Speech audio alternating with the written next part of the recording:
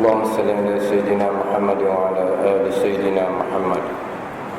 أعوذ بالله من الشيطان الرجيم. بسم الله الرحمن الرحيم. الحمد لله رب العالمين، والصلاة والسلام على سيد المرسلين وعلى آله وصحبه أجمعين. رب اشرح لي صدري ويسر لي أمري واحلل عقدة من لساني يفقهوا قولي. سبحانك لا علم لنا إلا ما علمتنا إنك أنت العليم الحكيم. ولا حول ولا قوة إلا بالله العلي العظيم. Muka surat 33.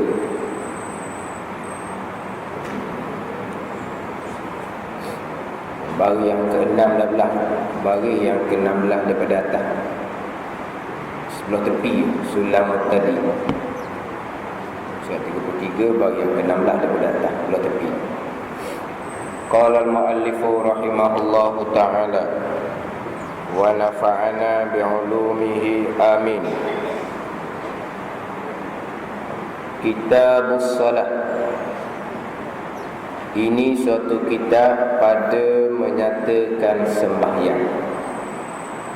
Ini suatu kitab pada menyatakan sembahyang.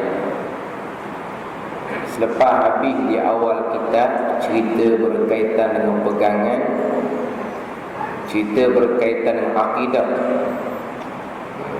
pergi pula dalam kitab ni kepada hukum fiqh yang dimulai dengan kitab solat, kitab pada menyatakan sembahyang. Dalam kebanyakan kitab-kitab fiqh, sama ada karangan ulama yang terdahulu ataupun ulama yang terkemudian, biasanya dalam bab fiqh ni dia akan dahulukan dengan kitab taharah. Kitab taharah barulah pindah kepada kitab solat, kemudian pindah kepada kitab siyam, kitab zakat, kitabul haji. Maknanya dimulakan kitab fiqhnya dengan kitab taharah. Tapi dalam kitab kita ni fiqh dimulakan dengan kitab solat. Jarang-jarang kitab yang seumpama ni. Sebab kebanyakan kitab karangan ulama terdahulu dan ulama kemudian, dia akan mulakan dengan kitab taharah. Sebab Nabi kata miftahus solat at-tuhur. Anak kunci kepada sembahyang adalah bersuci. Dan bersuci ni pula adalah sebesar-besar syarat untuk sah sembahyang. Tiba-tiba dalam kitab ni dimulakan dengan tidak ada kitab taharah. Di antara sebabnya, walaupun tidak sama kitab lain, dia tidak mulakan dengan kitab taharah, dimulakan dengan kitab solat, tetapi di awalnya dia akan cerita berkaitan dengan taharah, berkaitan dengan bersuci. Sebab kalulah kebanyakan kitab-kitab yang lain dimulakan dengan kitab taharah, habis cerita bab bersuci, cerita bab wudu, bab mandi wajib, bab najis, mencucikan najis, bab tayamum, apa semua, barulah dimasuk pada kitab solat, membicarakan berkaitan dengan rukun-rukun sembahyang. Yang mana kadang-kadang orang kita ni salah faham. Dia nak mari belajar khas sembahyang. Bila nak mari belajar khas sembahyang, dia nak belajar rukun sembahyang. Nak belajar bab niat, nak belajar bab takbir, bab berdiri, bab Fatihah, rukuk, sujud, nak belajar rukun 13. Sebab apa nak belajar sembahyang? Lepas tu belajar kitab taharah, kita tak percaya bab taharah, kita nak belajar kitab solat. Jadi bawa pada salah faham. Dalam kitab ni tak ada salah faham lah. Sebab dimulakan dengan kitab solat. Dia akan bicarakan berkaitan dengan taharah, maknanya belajar bab taharah ni lah belajar bab sembahyang. Sebab taharah adalah sebesar-besar syarat untuk sah sembahyang. Sama ada suci daripada hadas kecil, sama ada suci daripada hadas besar, sama ada suci daripada najis. Itu syarat sah sembahyang. Maknanya kita belajar bersuci pada taharah ni lah belajar berkaitan dengan sembahyang. Sebab sembahyang takrif syarat dia. Istilah syarat sembahyang ni aqwalun wa af'alun muftatahatun bitakbir wa muftatamatun bitaslim bi syara'ita maksusatin. Sembahyang ni bacaan-bacaan, perbuatan-perbuatan yang dimulakan dengan takbiratul ihram, Allahu akbar, dan disudahkan dengan salam, dengan syarat-syarat dia. Jadi mana sebut kata sembahyang ada rukun dan ada syarat. Ini dia panggil sembahyang. Orang nak sembahyang mesti sempurnakan rukun dan syarat. Bukan rukun saja. Kemudian antara rukun dengan syarat, mana dulu dalam sembahyang kita? Rukun dulu ke syarat dulu? Takbiratul ihram dulu baru habis sembahyang? Mesti syarat dulu. Kita nak belajar sembahyang, belajar syarat dulu. Mana syarat? Kitab Taharah dalam kebanyakan kitab yang lain. Kadang-kadang kita ni taharah nak cara, rukun nak cara mana? Sebut kata nak betul sembahyang setakat betul Fatihah je. Oleh kerana kebelakangan ni tu imam hak sebenar uzur dah, kira orang tolak dia jadi tu imam sebab dia tua sekali. Orang tua nampak comel, jadi orang pun tolak dia lah. Tolak ayah haji ni lah dia tu imam. Dia pun berasa nak sedap. Sebab apa? Sebab bawa orang belakang. Maka dia pun carilah guru nak betul Fatihah. Cari ustaz nak betul Fatihah. Sebab apa? Sebab dia ni bawa orang, dia kata, bawa makmum. Jadi nak betul Fatihah lah. Sebab takut semayang tak sah, berat pikul dosa. Jadi dia faham semayang betul Fatihah apa dia? Fatihah betul, sah semayang. Kadang-kadang Fatihah je main nak betul. Kadang-kadang ustaz tu pula kena tanya dia balik, dah tahiyat ke mana? Tahiyat tak mau betul ke? Tak mau terang baca tahiyat? Tahiyat kena baca juga ke, dia tanya. Sebab apa tahiyat tak bunyi, dia ingat Fatihah bunyi. Fatihah rukun qauli, tahiyat rukun qauli juga. Tahiyat ustaz tu pula kena tahu pula. Tahiyat ke mana? Walaha nak betul semayang bukan betul Fatihah saja, kena sempurnakan syarat, sempurnakan rukun 13. Tapi sebelum nak cerita syarat rukun, cerita syarat terlebih dahulu. Walaupun dalam kitab ni dia mulakan dengan kitab solat, tetapi di dalamnya dicerita bab syarat terlebih dahulu. Masuk rukunnya muka surat 82. Sekarang ni kita muka surat 33. Masuk kepada rukunnya adalah muka surat 82. Baru masuk kepada rukun sembahyang.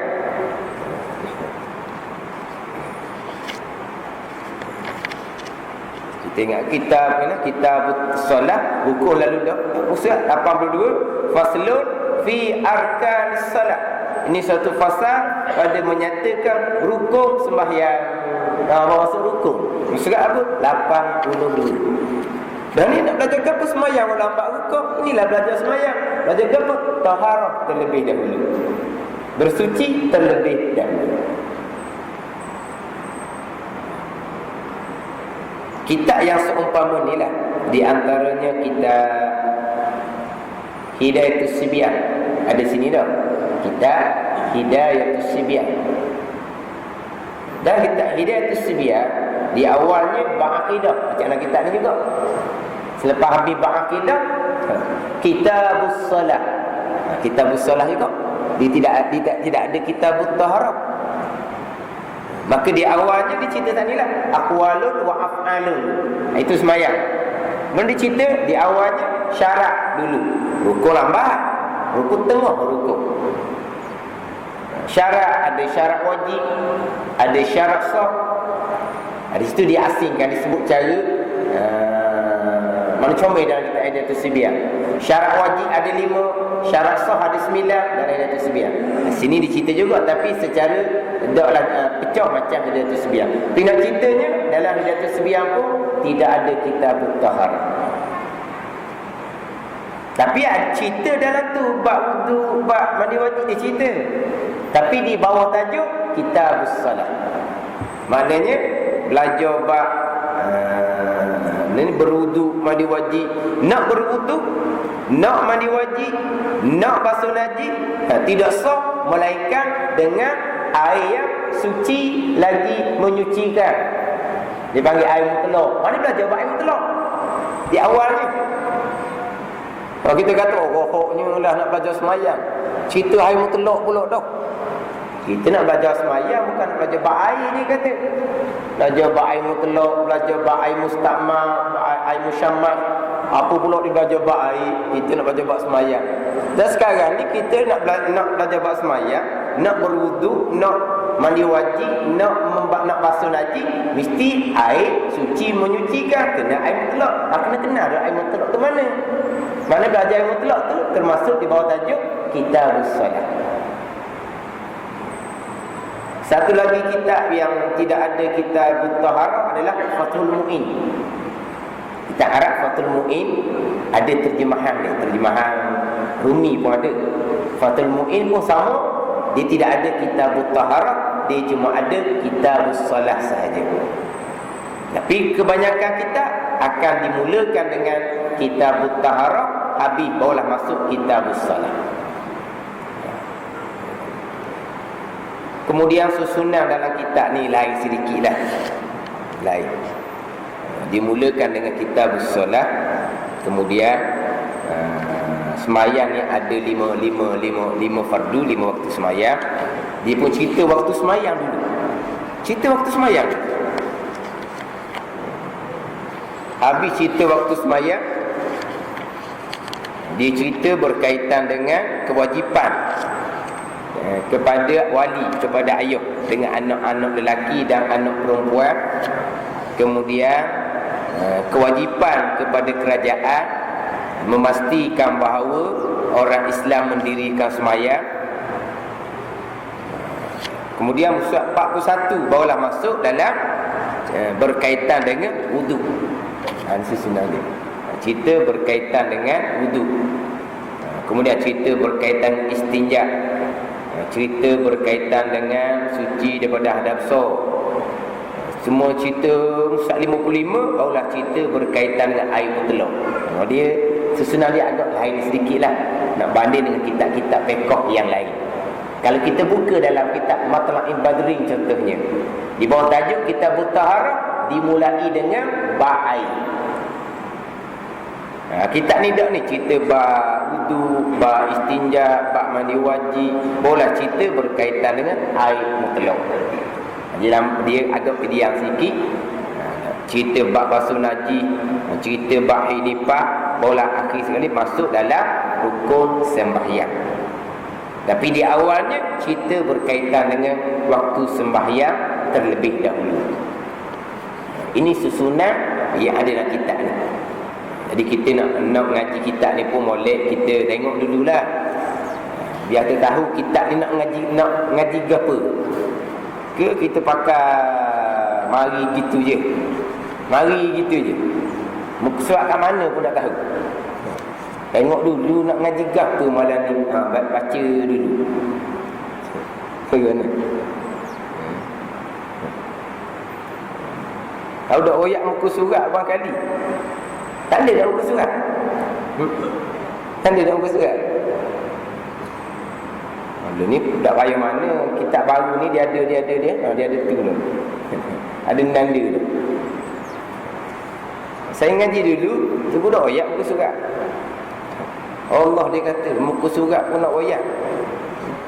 Kaki kitab suatu bawa dia kata. Manja dah lalu. Tapi kita masuk kampung ni kena oyak muka surat. Tak oyak muka surat, setengah jam dah mengajar, dia cokek lagi. Kat mana tak jumpa ni? Kat mana tak jumpa? Tak jumpa sekarang. Oyak muka surat lah awal-awal senang.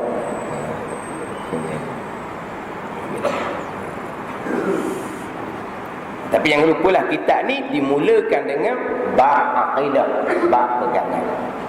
Kitab kita ni mula dengan bab pegangan, yang mana dalam bab pegangan ni kena cara ni buka kitab khusus dalam bab tauhid. Sebab dalam kitab ni dia cuma cerita cara-cara ringkas sahaja. Dia panjang, agak panjangnya adalah berkaitan dengan fiqh. Itu pun fiqh dia hak sunat-sunat kurang dalam ni. Hak dalam sulam ni lah, hak tepi ni. Dalam Kifayatul Muhtadi dalam dia cerita hak sunat-sunat. Mana sebab tu kita nak pakau ni. Sebab sampai di bab dalam tu nanti kita akan banyak masuk sebelah dalam, bukan sebelah tepi. Sebelah tepi kita baca sulam tadi, kita akan masuk ke dalam. Sebab sebelah tepi ni dia cerita dari awal dulu kan, dia nak cerita berkaitan fardu ain. Jadi sunat-sunat dia kurang nyatakan. Jadi dalam syarah ni dia akan nyatakan, sebab tu kita masuk ke dalam. Jadi dalam bab tauhid pun dia tak banyak lebar. Jadi bab tauhid kita kena ambil kitab suku sakat lah. Yelah semayang ni tiang agama. Sekarang ni kita bulan Rejab. Kita bulan Rejab, Syaban, masuk Ramadan. Orang ceramah berkaitan dengan Isra' dan Mi'raj. Ada di sini tak ceramah Isra' Mi'raj? Tak lagi. Biasanya orang akan ceramah berkaitan dengan Isra' dan Mi'raj. Kebanyakan orang kita tekan Isra' Mi'raj ni kepada gambaran-gambaran seksaan orang yang melakukan dosa-dosa. Yang Nabi kita tengok gambaran tu pada masa Nabi kita Isra' berjalan malam daripada Mekah ke Baitul Maqdis. Ceritaan tu pun ceritaan hadis Nabi SAW. Tapi jangan kita lupalah, apakah tujuan utama Allah Ta'ala perintahkan Jibril dan Mikail bawa Nabi kita Mi'raj sampai ke langit yang ketujuh, sampai ke hadap kursi. Tujuan utamanya adalah terima kewajipan sembahyang. Satu-satu kewajipan syarat agama yang tidak melalui wahyu Jibril AS. Kewajipan syarat yang lain disampaikan wahyu melalui Jibril AS. Kewajipan syarat-syarat Nabi yang terdahulu pun melalui wahyu Jibril AS. Kewajipan sembahyang terima direct daripada Allah Subhanahu wa taala. Nak cerita besarnya kedudukan sembahyang dalam agama kita. Dalam rukun Islam, kewajipan sembahyang sahaja yang difardukan di Mekah. Rukun Islam yang lain, sembahyang, puasa, zakat, haji difardukan di Madinah. Walaupun peristiwa Isra' dan Mi'raj berlaku ketika Nabi masih lagi berada di Mekah, tetapi sudah hampir Nabi kita hendak hijrah ke Madinah. Mengikut ahli sejarah mengatakan, ketika berlakunya peristiwa Isra' dan Mi'raj, umur Nabi-nya 51 tahun 8 bulan 13 hari. Maknanya Nabi menjadi Rasul 11 tahun 8 bulan, hampir 12 tahun Nabi kita menjadi Rasul. Hampir 12 tahun. Nabi kita menyampaikan agama 23 tahun. 13 tahun di Mekah, 10 tahun di Madinah. 23 tahun ni kalau kita bagi dua, 11 tahun 6 bulan. Peristiwa Isra' dan Mi'raj, Nabi kita terima kewajipan sembahyang 11 tahun 8 bulan, separuh yang kedua. Difardukan tiang agama sebesar-besar tuntutan zahir, iaitu mendirikan sembahyang. Dan separuh yang pertama tu Nabi kita tekan berkaitan dengan pegangan, berkaitan dengan tauhid. Ini agama kita. Kita nak ambil agama, kita mesti mengikut sebagaimana agama yang datang dari Nabi SAW. Kita jangan ambil tengok, jangan ambil ujung, kita ambil daripada awal. Awalnya adalah awaluddin ma'rifatullah. Awal agama mengenal Allah Subhanahu wa taala. Ini agama yang dibawa oleh Nabi SAW. Jangan ambil tengok saja, ambil ujung saja, hak awal pegangan tak heran. Hak ni bukan agama yang datang dari Nabi SAW. Jadi dalam bab pegangan kita kena ulang-ulanglah. Jadi kita ni agak ringkas. Waktu kena ngaji suku sakat lah, cari kitab yang khusus cara dalam bab pegangan. Ni kena ulang-ulang. Walaupun kita kata kita dengar cakap lidah sekalipun, sebab dalam bab usuluddin dia tidak ada khilaf. Ia tak sama dengan bab fiqh ni. Bab fiqh ni dia banyak khilaf, banyak mazhab. Sebenarnya di kalangan ulama Ahlussunnah wal Jamaah dalam bab tauhid tidak ada khilaf. Kalau salah dalam bab pegangan, habis cerita. Salah dalam bab pegangan, tambahan berpegang dengan akidah kufur, kekal ke selama-lamanya, walaupun sembahyang puasa tak tinggal sekalipun. Itu dalam bab pegangan. Jadi sebelum nak cerita bab sembahyang tiang agama, kena kemah dulu usuluddin, iaitu tapak agama. Tapak kemah molek pacok dengan sembahyang tiang agama dan disempurnakan dengan tuntutan agama yang lain. Sebab kita terima agama secara keseluruhan. Cuma jangan ambil agama tengah hujung saja, kita ambil daripada awal.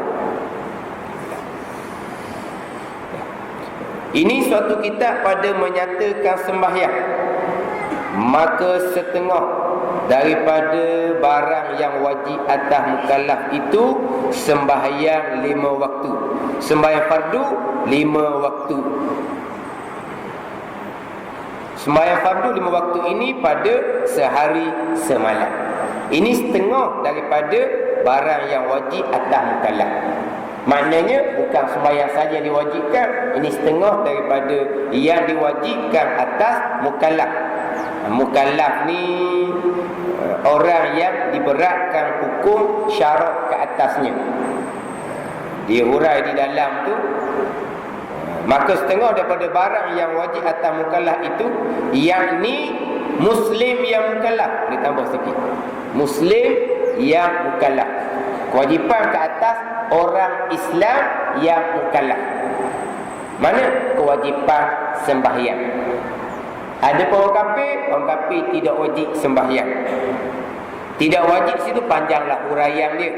Huraian dia panjang. Tidak wajib mana kita tidak wajib tuntut dia sembahyang.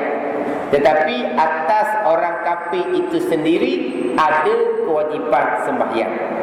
Makna orang kafir ni kalau dia tidak sembahyang, seksaan tambahan.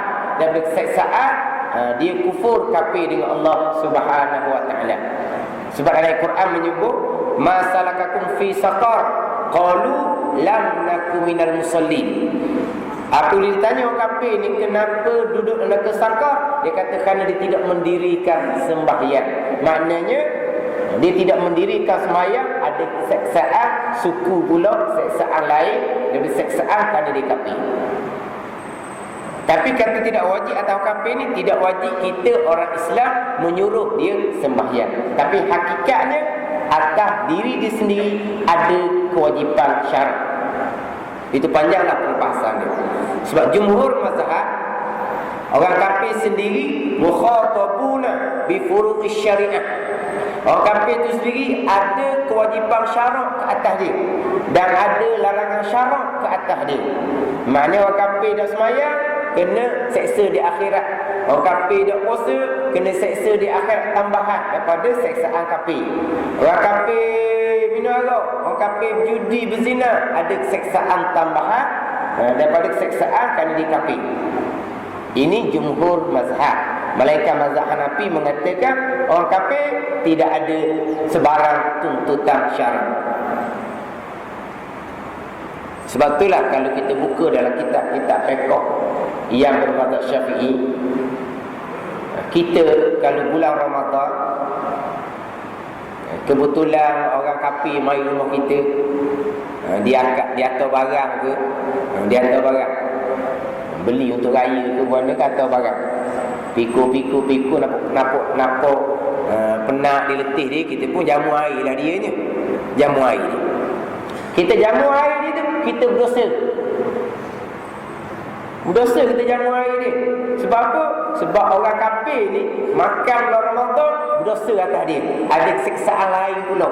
Jadi kalau kita jamu dia minum air, kita syubhat sama dalam perkara larangan. Tapi kalau dia minum air depan kita, air dia sendiri, tak sayang. Sebab tidak ada tuntutan kepada kita suruh dia melakukan kewajipan, larang dia melakukan perkara yang dia haramkan. Tidak ada kewajipan kepada kita. Tapi dia asli dia lah. Kalau kita yang dia minum, kita dosa samalah sebab kita syubhat. Itu dalam mazhab Syafi'i kita. Ada pun mazhab Hanafi tak ada hukum. Yang kafir minum air bulan Ramadan samalah dengan wi kucing minum air bulan Ramadan. Kita wi kucing minum air bulan Ramadan dosa dah. Taklah sebab apa? Sebab kucing minum air tak dosa. Orang kafir minum air pun macam kucing juga, tak ada hukum kepada dia. Itu mazhab Hanafi. Dan Syafi'i haram. Patuhannya Cina mayang kita tu. Minta maaf kita mazhab Syafi'i tak boleh air temu. Dia kerti mazhab Syafi'i ke apa? Berilah air ke dia. Lagi kan? Tok Haji tu nampak je Tok Haji kedekut. Air segelas dah wing. Kita lelah akak barang dia. Air segelas dah kedekut sama Tok Haji tu. Dia kata kedekut dah setakat. Berilah minum ke dia je. Dah Syafi'i dah boleh. Barang dah pilah kitanya. Jadi sini kata wajib atas Muslim sahaja ni, wajib mutalabah, dia wajib kita tuntut kepada dia mendirikan sembahyang. Muslim yang mukallaf, sama ada lelaki atau lainnya. Dan mukallaf itu seseorang. Mukallaf ni bahasa Arab, bahasa kitanya orang yang diberati hukum syarak. Orang yang diberati hukum syarak ke atasnya. Dan mukallaf itu seseorang yang berakal, lagi baligh. Sama ada balik ni sampai umur, dengan sampai umur 15 tahun, atau dengan bermimpi, atau dengan haid. Itu dia mukallaf, akil, balik, berakal serta sampai umur.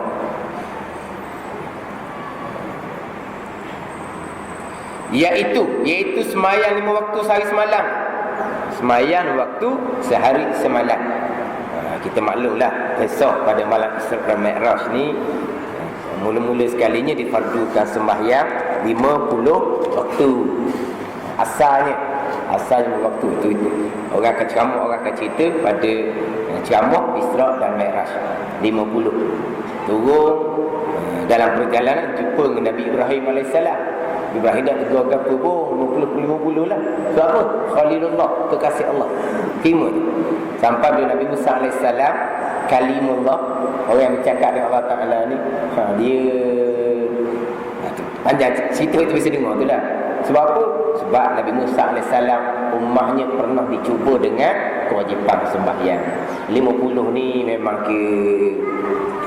tak mampulah. Naik turun 9 kali, artinya tinggal 5 waktu. 5 waktu pun Nabi Musa AS pun kata tak urut lagi tu. Tapi Nabi kita malu dah nak naik. Tak sedut tanya lah pula. Oh, kalau Nabi kita naik sekali je lagi. 9 kali dah naik. 9 kali dah. Sekali je laginya. Habis tu. Kau ni sekali sehari ke tau. Naik kali 9 kali dah naik. Sekali je lagi. Kalau kita menaik Ramadan dah. Sebenarnya ketetapan Allah Ta'ala memang 5 waktu. Susunan Allah Ta'ala dah sebenarnya. Sebab sebelum difardukan sembahyang 50 waktu ni, Nabi tengok para malaikat 7 langit melakukan ibadah yang berbeza. Malaikat 7 langit melakukan ibadah yang berbeza. Ada berdiri, ada rokok saja, ada sujud saja. Sujud dia tak pernah angkat kepala pun. Daripada awal jadi sampai kiamat, angkat sekali saja ketika nak jawab salam Nabi kita sallallahu alaihi wasallam, angkat. Jawab salam, sujud semula. Lepas tu dah kita jadi ada sujud 2 kali. Lepas tu sampai kiamat sujud. Jadi mai kenang di hati Nabi sallallahu alaihi wasallam. Oh, kalulah ibadat malaikat di langit ni dia difardukan kepada dia dan kepada umat, comelnya lah. Apa Nabi kenang pula dah payah begitu tu. Dah memang susunan dah. Allah Ta'ala dah ke Nabi kita dan umatnya kewajipan paling besar ni. Sebab apa? Hak malaikat di langit buat ni kepada umat Nabi kita ni, semuanya kita buat dah ke? Atau besarnya kelebihan umat Nabi kita Muhammad sallallahu alaihi wasallam. Bukan ambil sesa. Kalau malaikat diri saja je rokok kita tak. Baik kenal dia hati Nabi sallallahu alaihi wasallam. Maka difardukan Jadi ini susunan Allah Subhanahu wa taala. Turun naik sampai ke 5, tamu naik dah tu pun susunan Allah Subhanahu wa taala. Tapi pahala tetap 50. Walaupun daripada 50 kewajipan sembahyang tinggal 5, tapi pahala tetap 50 waktu. Tapi kalau 50 waktu sungguh berkaji, tak nak kerja dah. Kerja kejap berhenti. Terbilang pun Allah. Kejap-kejap bang habis suara terbilang. 50. Sekejap-kejap sungguh. Kenapa Allah Ta'ala tidak wizima lalu daripada awal? Ini nak banyak hikmah dia lah. Di antaranya nak cerita besarnya Nabi kita Muhammad SAW. Minta tahu. Nak ceritanya pemurahnya Allah Subhanahu Wa Taala. Nabi kita minta tahu kurnia. Kalau lima selalu tak nampak lah. Besarnya Nabi kita Muhammad SAW dan mana pemurahnya Allah Subhanahu Wa Taala. Itu di atas hikmah dia lah. Jadi dari 50 tinggal 5 waktu. Pahala tetap pahala 50 waktu. Iaitu zuhur. Iaitu sembahyang waktu ni zuhur. Dicerita zuhur dulu. Kita kalau kira sembahyang tu berasa-berasanya subuh dulu. Tahu? Subuh dulu tau. Ni zuhur ni. Dalam kebanyakan kitab bermazhab Syafi'inya dimulakan dengan zuhur terlebih dahulu. Disusun-susun waktu-waktu sembahyang dia akan mula dengan zuhur terlebih dahulu. Ini kitab bermazhab Syafi'i kaum qadim. Kalau kitab bermazhab Syafi'i kaum jadi dia akan mulakan dengan subuh. Dalam kitab mazhab-mazhab yang lain kebanyakannya apabila subuh susunan waktu sembahyang dia akan mulakan dengan sembahyang yang pertama, sembahyang subuh. Kadang-kadang dia panggil sembahyang fajar. Kita sebut sembahyang fajar kita kurang kenal. Tapi dalam kebanyakan kitab-kitab yang bermazhab lainnya kadang-kadang disebut sembahyang fajar. Dimulakan dengan sembahyang subuh. Dalam kitab yang bermazhab Syafi'i mulakan sembahyang pertamanya adalah sembahyang zuhur. Sebab zuhur sembahyang yang nyata mula-mula di bumi setelah difardukan sembahyang pada malam Isra dan Mi'raj. Ini kita maklumkan Jibril AS mari ajar Nabi kita sembahyang datang hari yang pertama dimulakan dengan waktu zuhur. Walhal ketika Nabi kita balik ke Mekah pada malam Isra dan Mi'raj adalah waktu sahur, waktu malam lagi. Tak masuk lagi waktu subuh. Tiba-tiba subuh Nabi dak sembahyang. Sebab apa subuh Nabi dak sembahyang? Di sini adalah ada beberapa pandangan. Di antara pandangannya kerana tidak tahu lagi kaifiat sembahyang sebab Jibril AS tak bagi ajar lagi. Hak terima daripada Allah Subhanahu Wa Taala hanyalah kefarduan sembahyang. Kaifiat rukun sembahyang, waktu sembahyang tidak dinyatakan lagi.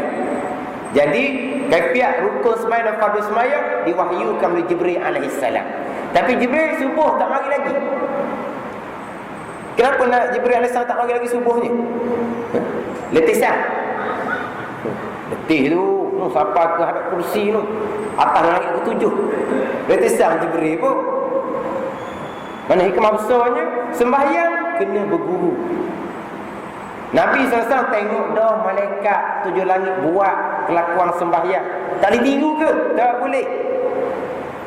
Sebab apa? Malaikat 7 langit nak comel ke sembahyang? Tak, tiru tak boleh. Kena belajar. Itu Nabi kita fatanah, cerdik. Nak sembahyang kena ada guru. Kita lagi cerdik. Sembahyang tak payah guru. Pakai tunggu. Cerdik lagi kita ni. Jibril mai waktu zuhur barulah Nabi mula sembahyang di waktu zuhur. Mana sembahyang terakhir adalah subuh. Sebab itulah rakaat yang ke-17, rakaat yang terakhir. Mana rakaat yang kedua subuh ada doa, itu doa kunut. Sebab apa rakaat yang kedua subuh tu adalah rakaat yang ke-17, rakaat yang terakhir. Maka doanya kita berdoa biasanya ada di kesudahan. Kalau kita berdoa, maka kesudahan sembahyangnya adalah rakaat yang kedua subuh, rakaat yang ke-17. Ada doa kunut.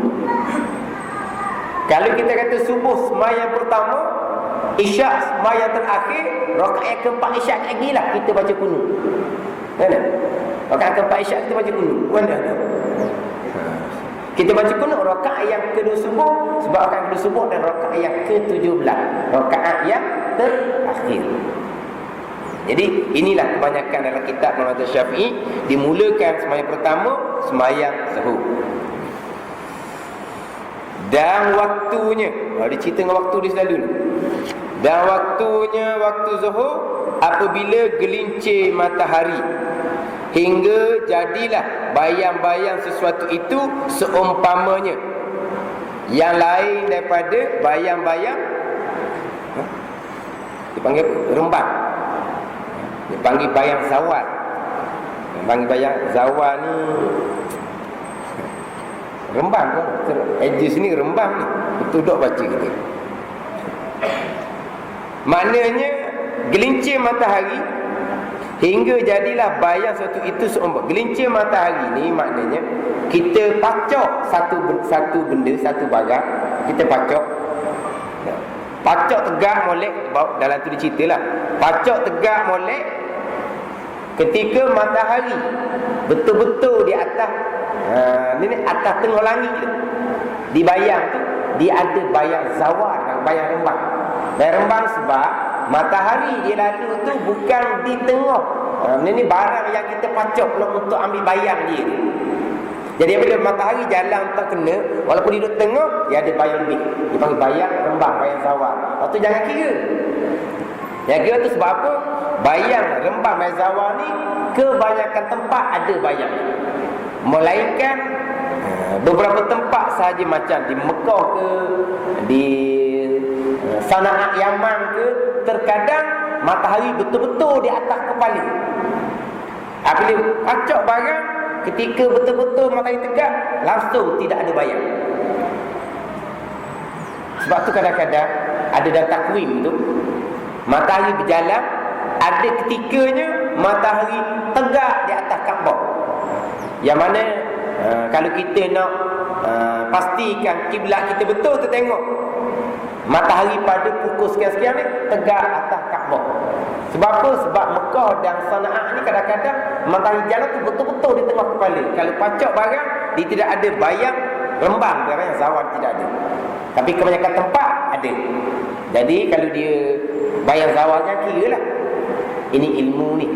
Mana kena keluar padang. Padang mana malam buta ni.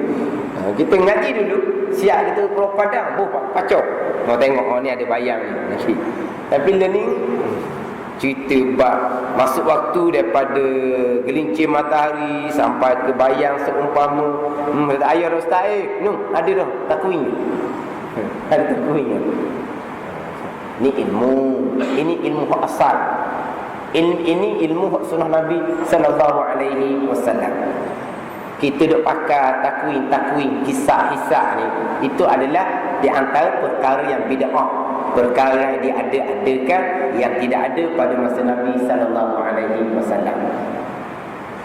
Tapi bid'ah mana ni? Bid'ah hasanah, bid'ah yang baik untuk memudahkan kita.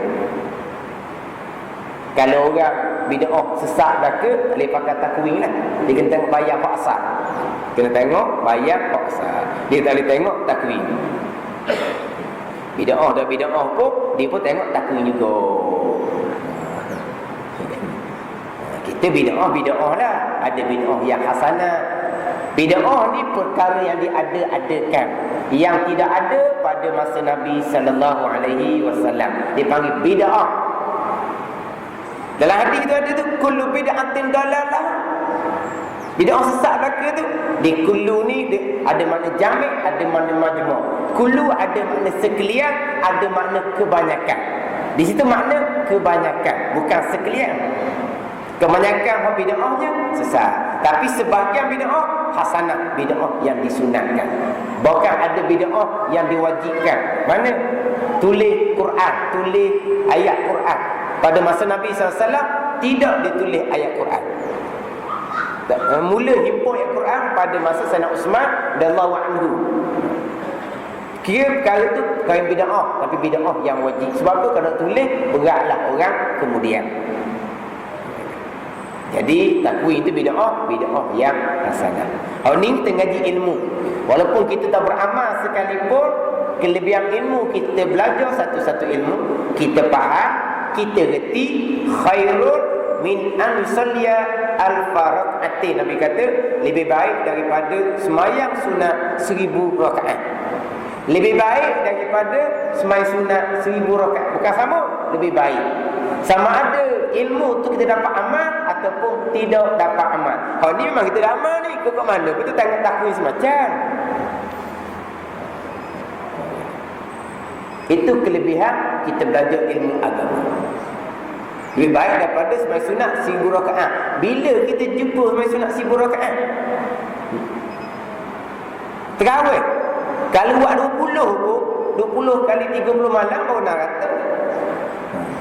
Itu kalau ambil 20. Goliknya 8 lebih dah. Sini pun sama juga dah. Ramah sampai 8 lebih. Moleknya kunci pintu yang pergi balik. Bulan Ramadan tu balik juga. Kunci pintu molek. Nak hari sini 20. Tambah 20 macam lain. Sebab itulah kita lapang ke 20, molek kita ambil 20. Sebab apa?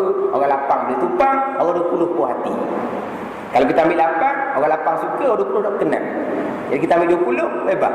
Orang nak mari nak buat lapang pun boleh mari semayang. Orang nak 20 pun sedang molek dengan dia. Apa itu dah kecil kan. Tapi kalau kita buat lapang, bukan semua orang dia nak 20. Dah puas hati lah dianya. Kita nak 20 dia buat lapang. Buat 20. Biar tinggal tu imam untuk bila pun tak apalah.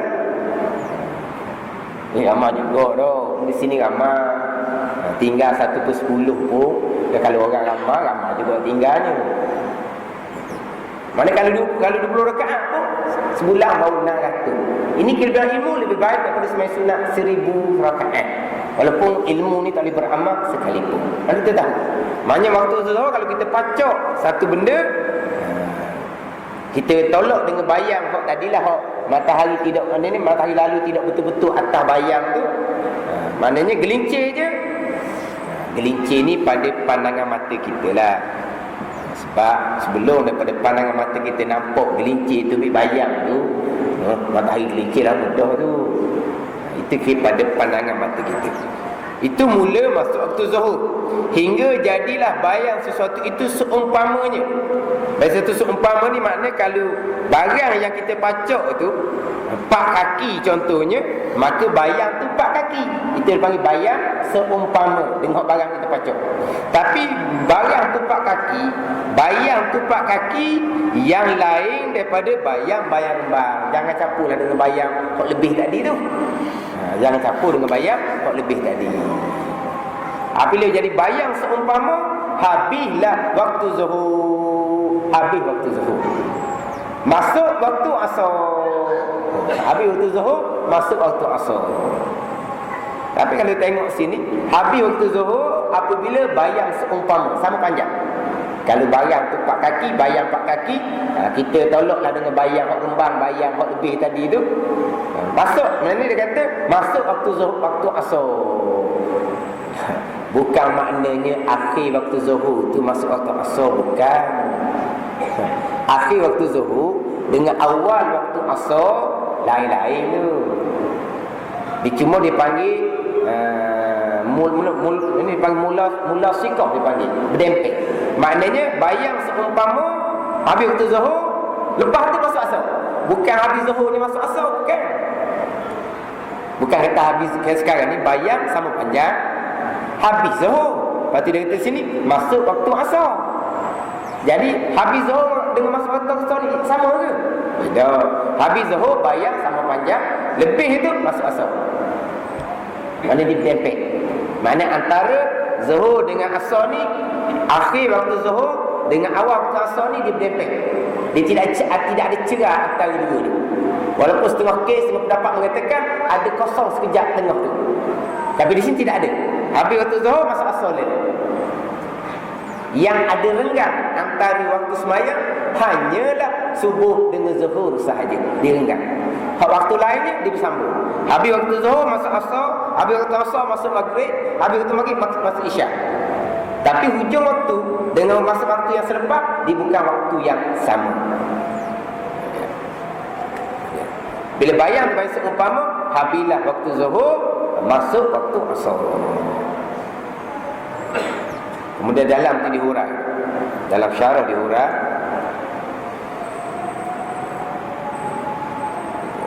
dalam syarah Musad 34 baris yang pertama atas. Surat 34 dalam Kifayatul Muhtadi baris yang pertama. Dan bagi zuhur itu 6 waktu. Cuba. Dan bagi zuhur itu 6 waktu. Waktu yang panjang ni, daripada gelincir sampai bayang yang seumpama, dalam tu dibagi kepada 6 waktu. Pertamanya waktu fadilah. Yang pertamanya dipanggil waktu fadilah, waktu hak lebih. Waktu hak lebih. Yakni fadilah kelebihan. Waktu yang fadilah, waktu yang pahala lebih. Nisbah dengan waktu. Dan iaitu waktu fadilah. Daripada awal waktu hingga sekadar azan dan mengambil air semayang dan menutup aurat dan sembahyang fardu serta dengan segala sunat-sunat rawatibnya, dan dimakankan beberapa suap. Makan beberapa suap. Ini nak cerita waktu lebih, waktu fadilah. Maknanya masuk waktu waktu bang, waktu koma, ambil air semayang, tutup aurat. Tapi kita sebenarnya disunatkan sedia sebelum daripada masuk waktu. Disunatkan ambil air semayang sebelum daripada masuk waktu. Yang kita masuk waktu baru kita ambil semayang ni sebab kita ada nyakit.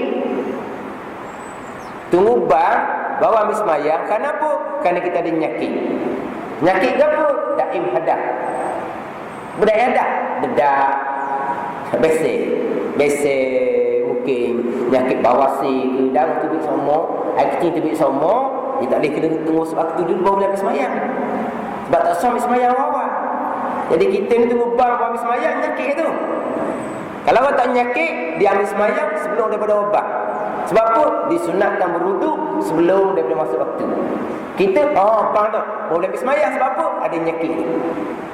Sebab orang nyakit macam dedah. Tahu dedah? Besek, tak besek. Orang dedah ni selagi tak bang tak boleh ambil semayang. Lepas bang, pergi basuh-basuh, tutup molek, barulah sah ambil semayang. Dia kena tunggu rebang dulu. Jadi kita tunggu rebang dulu, nyakit tu ada nyakit. Ini bukan kata ambil semayang lepas masuk waktu ni. Kira kodok masa. Kodok masa tu masa bang, ambil semayang, tutup aurat, semayang qabliyah. Kalau makan, dah makan. Bukan suruh makan lepas bang ni. Yang salah faham ni kira masa ni. Jangan sepaham ni. Lepas masuk waktu fadilah dan dimakan beberapa suap. Nak makan dulu, bukan suruh makan ni. Mana kalau kita tulang kita lapar, kita makan. Itu dipanggil waktu fadilah lagi. Mana bang ke ambil semayang ke, tutup aurat ke, semayang qabliyah ke, kalau lapar makan dulu ataupun pakai sebang ni, mana buat persiapan untuk sembahyang. Dengan semayang qabliyah ada 4 rakaat yang kita buat. Maknanya kita buat seumpama tu kita semayang fardu, maknanya kita semayang masih lagi di waktu fadilah, waktu yang lebih. Bukan makna bayang lalu waktu fadilah. Yelah, masih lagi waktu fadilah. Tapi kita sikit tu pun, walaupun kita kata dalam setengah jam ke, masih lagi waktu fadilah, waktu yang lebih. Ini kira waktu daripada awal sampailah kepada waktu tadilah anggaran ni. Anggaran. Tapi bagi pendapat Qadir Hussein ni mengatakan waktu fadilah sampai kepada bayang 1/4. Kalulah barang kita pacak tepat kaki, bayang sekaki, habislah waktu fadilah. Mana bagi pak dalam masa 3 jam semua bagi pak. Dia panggil waktu fadilah, waktu yang lebih. Mana pun di sini kita semai di waktu fadilah, waktu lebih ni kita dapat ganjaran nisbah waktu selain daripada pahala semayang. Dapat kelebihan ganjaran nisbah dengan waktu. Sebab apa? Sebab semai di waktu ni semayang yang afdal. Sebab bila sahabat tanya Nabi SAW, Ibn Mas'ud tanya Nabi, ayyul amal afdal? Apakah amalan yang lebih? Nabi kata as-salat fi awali waktiha. Semayang di awal waktu. Ini di antara amalan yang lebih. Mana waktu? Waktu fadilah, waktu yang lebih. Tapi waktu fadilah ni bukanlah maknanya semestinya bang semayang tadi. Tapi kalau kita ada benda kalau bang semayang kau boleh, semayanglah. Tapi mana kalau kita lambat sikit pun masih lagi waktu fadilah. Tambahan pula kita berjemaah. Kita berjemaah, panggil orang, kita panggil orang mari, maka Nabi perintah supaya dipisahkan antara azan dan iqamah sekadar terhasil maksud kita panggil orang. Terhasil maksud kita panggil orang. Hayya 'alas solah, kita panggil orang. Tak ada apa-apa sudah pada sejid malam-malam dah datang. Ada yang panggil lah gitu kau.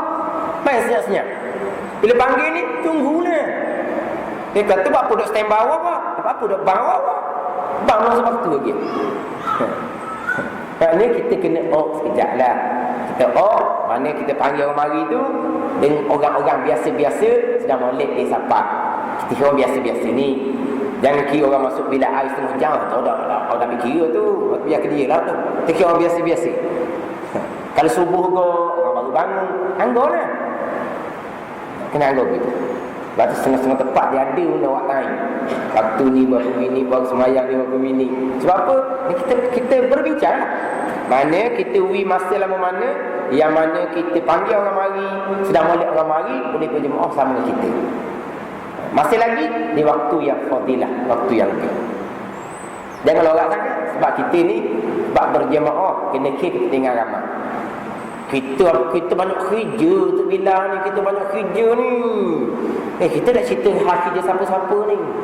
Kalau tu bilang kerja, lepas tu lari ya, orang lain komat. Jangan kalau kerja kita nak ni gendala orang. Memanglah mungkin tu bilang ke tu imam ke mungkin ada hari sendiri. Tapi ini bukan hak, bukan perkara yang berkaitan kita ni. Ini perkara berkaitan dengan jamaah. Berkaitan dengan orang ramai. Kita kira orang ramai lah. Yang kita itu seorang.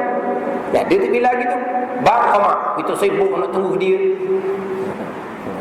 Ada pula tunggulah sikit. Kita makan elam bukan suruh tunggu orang. Makan elam bang komak je. Dia kata dia ambil elam tu untuk bang komak je. Bukan tunggu orang dia kata. Saya nak komak cepat-cepat. Hadis macam tu. Mana kalau masa tunggu dia minta elam lebih maka dia. Dah tunggu, tak mari lagi.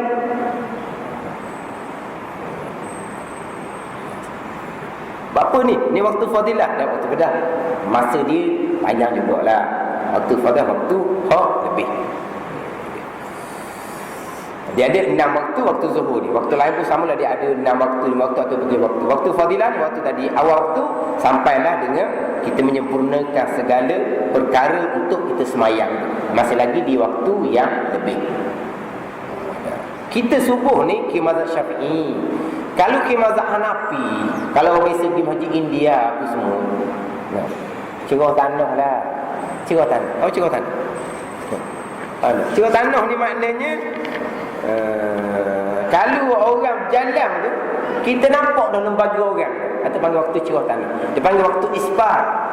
Sebab di pakai hadis Nabi bersabda, asfiru bil fajri fa innahu a'zamu lil ajri. Nabi kata, isparlah kamu dengan semai subuh kerana lebih besar pahala.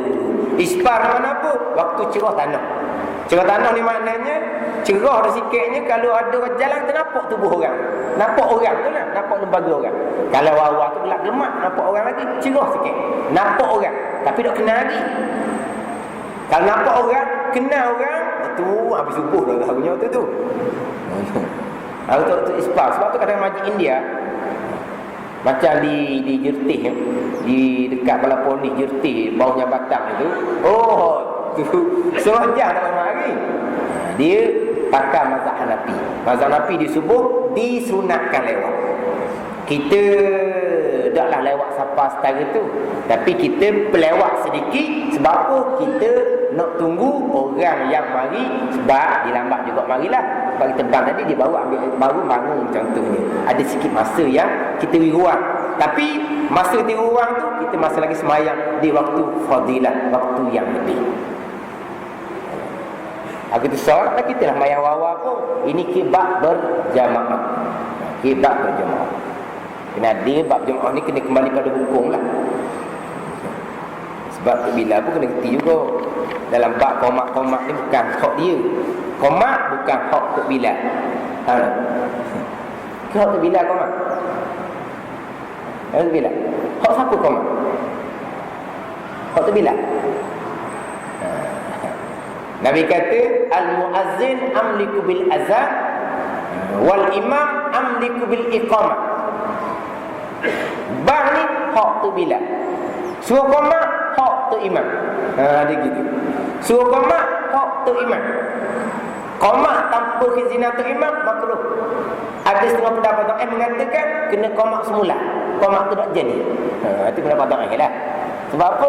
Sebab Bilal radhiyallahu anhu tidak akan qomat melainkan selepas keizinan Nabi sallallahu alaihi wasallam.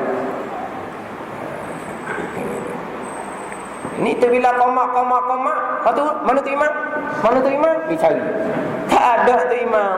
Basi dah qomat mula pula. Kadang-kadang orang lain suruh qomat. Orang lain suruh qomat. Qomat lah terbilang. Suruh qomat. Siapa duduk tepi dinding? Suruh qomat. Kita pun qomat. Mana tu imam? Kok tepi dinding tu imam? Sebab dia suruh qomat. Jangan bawa suruh qomat. Suruh qomat, tak ada tu imam. Tu suruh qomat tu imam. Sebab apa? Suruh qomat ni adalah hak tu imam. Dia suruh qomat, dia tu imam. Lagi tak ada orang dia suruh qomat. Kalau tu imam dia tak, tu imam tak ada. Mana tu imam tak ada tak ada siapa suruh qomat haji tu. Haji naik tu imam. Sebab apa? Haji suruh qomat, hajilah tu imam.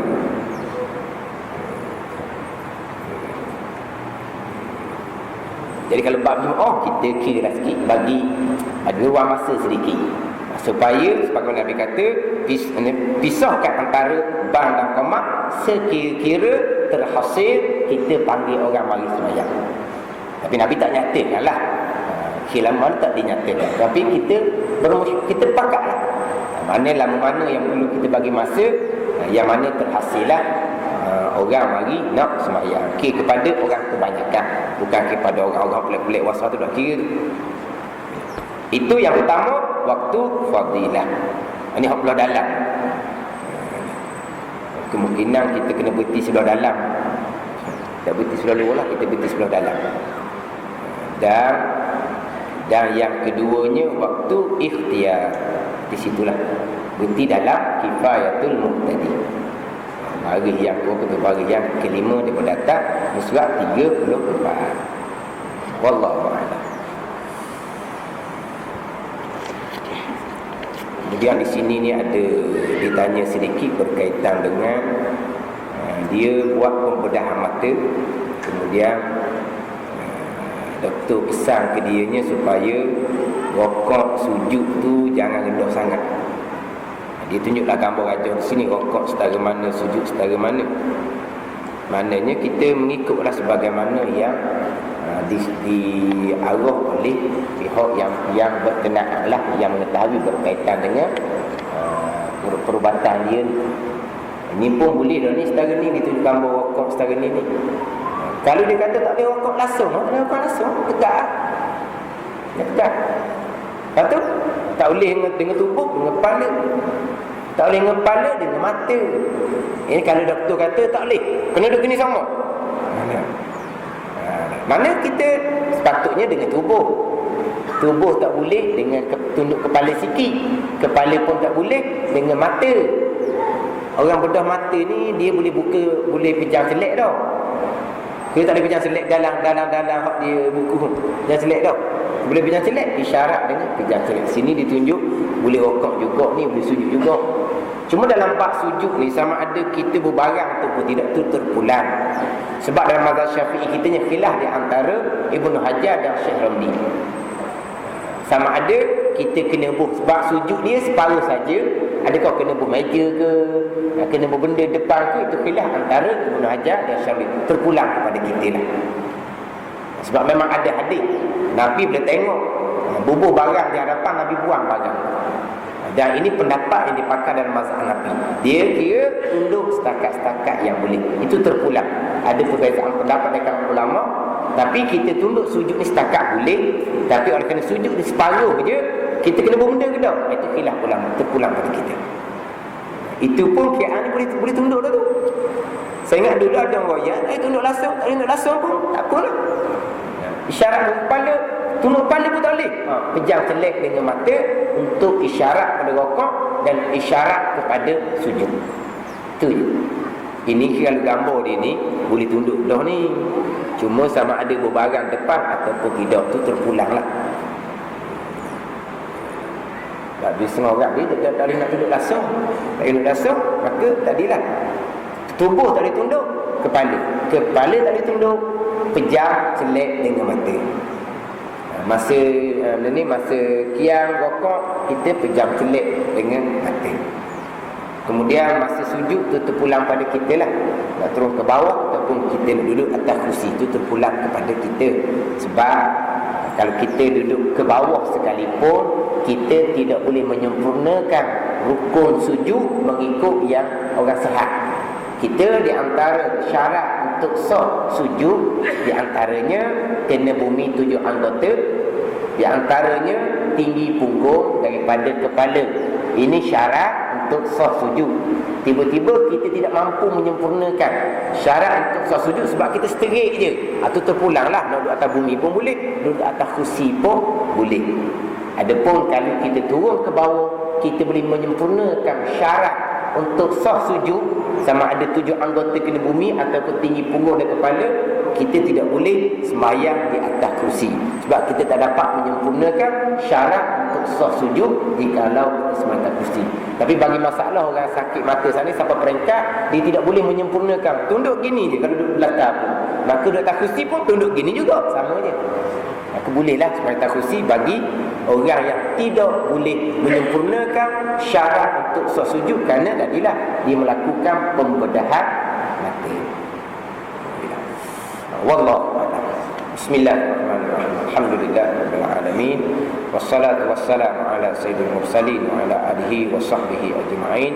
Allahumma iftah alaina futuhal arifin. Allahumma allimna ilmal ahdamin wa fahimna masabiqin warzuqna rizqat talibin. Allahumma zidna ilman nabis salihin. Wa sallallahu alaihi sayyidina Muhammadin wa ala alihi wa sahbihi wa sallam. Walhamdulillah.